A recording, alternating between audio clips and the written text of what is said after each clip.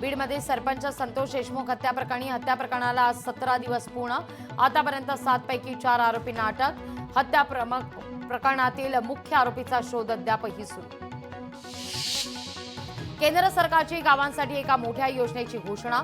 गावातल्या प्राथमिक सहकारी सोसायट्यांमधून आता तब्बल 32 सुविधा मिळणार। मानवी समुद्र किनाऱ्यावर उदय सामंत यांच्या वाढदिवसानिमित्तानं वाळू शिल्पकार अमित पेडणेकर यांच्या सहकार्यांनी तयार केली आहे कलाकृती। आमदार चित्रा वाघ आज कल्याण पोलीस ठाण्याला देणार भेट। कल्याणमधील अत्याचार प्रकरणात पोलिसांशी साधणार संवाद। मुख्यमंत्री देवेंद्र फडणवीस उद्या अकोला दौऱ्यावर। उद्यापासून 3 दिवसीय राज्यस्तरीय कृषी प्रदर्शनाचं आयोजन। शहीद जवानांच्या कुटुंबियांना फडणवीसांकडून 1 कोटींची मदत जाहीर। साताऱ्यातील शुभम गाडगे आणि चंद्रपूरमधल्या अक्षय निकुरे यांना फडणवीसांची श्रद्धांजली।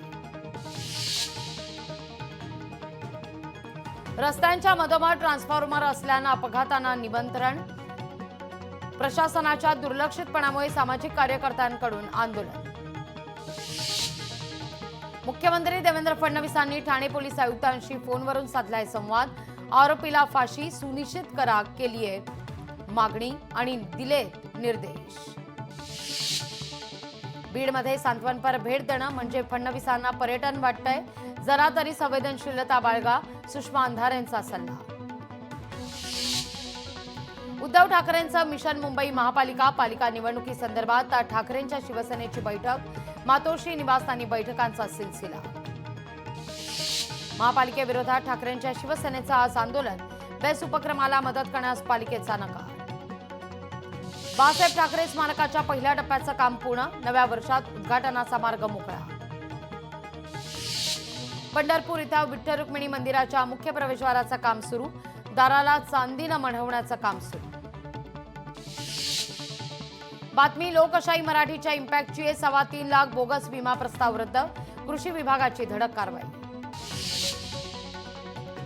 काँग्रेसची बेळगावमध्ये राष्ट्रीय बैठक। काँग्रेसकडून नवसत्याग्रह बैठकीला देशभरातून सुमारे 200 काँग्रेसचे नेते राहणार उपस्थित। देशात ग्रामीण भागातल्या रस्ते निर्मितीकरता वाढीव निधीचे संकेत। केंद्रीय बजेटमध्ये तरतूद होण्याची शक्यता। जालन्यात 27 आणि 28 डिसेंबरला पावसाचा येलो अलर्ट जारी। विजांच्या कडकडाटासह मुसळधार पावसाचा इशारा। मुंबईच्या बोरिवलीची हवा अतिशय वाईट। मागील काही दिवस हवेचा दर्जा खालावला। मोबाईल कंपन्यांनी थकवला 94 कोटींचा प्रॉपर्टी टॅक्स। वसुली करता मुंबई पालिकेचं राज्य सरकारला पत्र। मुंबईतील 6 मेट्रो प्रकल्पांच्या कामासाठी निधीचा मार्ग मोकळा।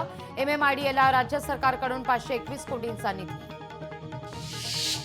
नव्या वर्षात कांदा रडवणार। नाशिक जिल्ह्यासह राज्यभरात कांदा लागवडीचं क्षेत्र 1.25 लाख हेक्टरनं घटलं।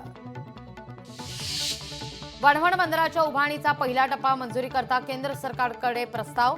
मुख्य बंदर उभारणीकरता 22,000 कोटींची निविदा मूल्यांकन समितीकडे। मालेगावच्या महात्मा ज्योतिबा फुले शिक्षण संस्थेत कोट्यवधींचा भ्रष्टाचाराचा आरोप।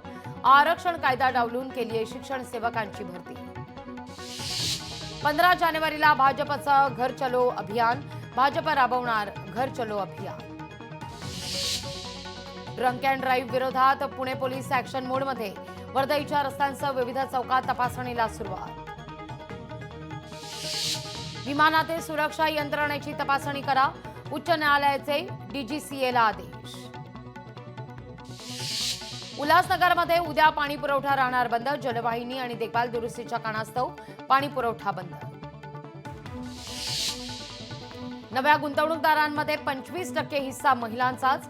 2021 पासून दरवर्षी 30 दशलक्ष नवी डीमॅट खाती उघडली। लोकशाही मराठी ऐका, पहा, जागरूक रहा।